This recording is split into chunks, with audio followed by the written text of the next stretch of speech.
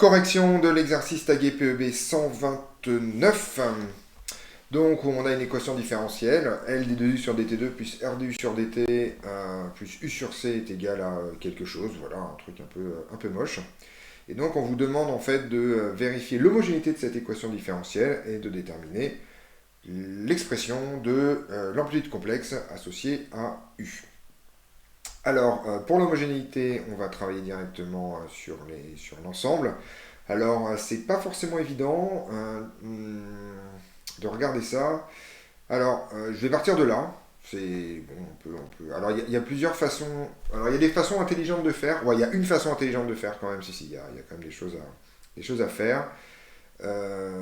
Ça serait de, comment dire, de tout diviser par L. D'accord? Donc l'idée est la chose suivante, si on veut aller vite, c'est de se dire, tiens, si cette équation différentielle est homogène, ça signifie que l'équation différentielle suivante est également homogène. Donc je vais l'écrire un peu autrement.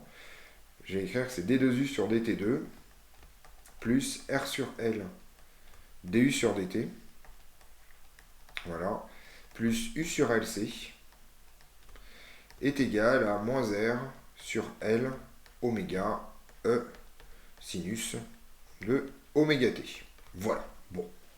Alors pourquoi je fais ça? Parce qu'en fait, j'essaye de me ramener aux expressions connues en termes de dimension dans le cours. Donc ce que je sais en fait, c'est que LC, c'est un temps au carré, que RC, c'est un temps, et que L sur R, c'est un temps. Voilà, donc ces trois expressions-là. Donc en fait, j'ai divisé par L simplement parce que ici, je vois l'apparition du terme en L sur R qui me plaît bien, l'apparition du terme en LC qui me plaît bien ici. Et pareil, le L sur R ici. Donc tout ceci me plaît un peu plus. Donc visiblement, c'est celle-là et celle-là que je vais utiliser le plus. Alors maintenant, on est parti. On va donc regarder finalement l'expression des choses. Donc en fait, ça, la dimension de ça, c'est une tension divisée par un temps au carré. Une dérivée seconde. Il faut que tous les termes de l'addition aient la même dimension. Donc ce terme-là, c'est une tension divisée par un temps tout court, c'est une dérivée. Et L sur R étant un temps, j'ai ici en fait l'inverse d'un temps. Donc pour l'instant, ces deux trucs ont la même dimension. Donc ça c'est cool. Et ici, c'est une tension divisée par un temps au carré, parce que LC est un temps au carré. Donc toute cette zone-là, en fait, tout ça là, c'est homogène.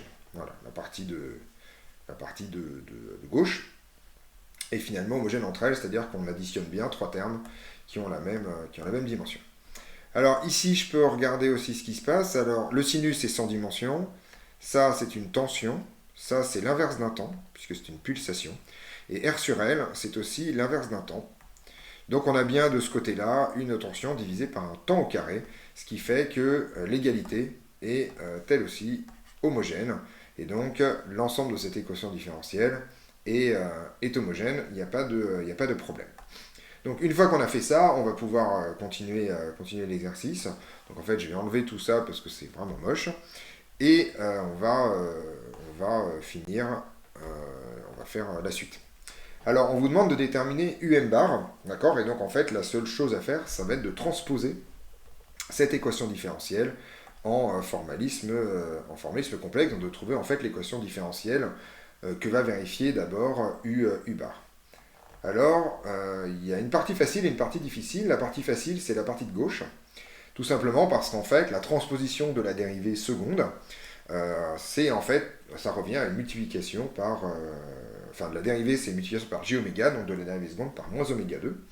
Donc là, en fait, on a moins L oméga 2 carré que multiplie U bar, plus JR oméga que multiplie U bar, plus U divisé par U bar divisé par C.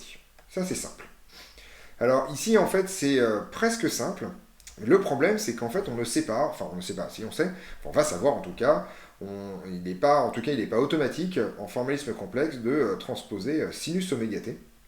En fait, alors il y a plusieurs façons de le voir.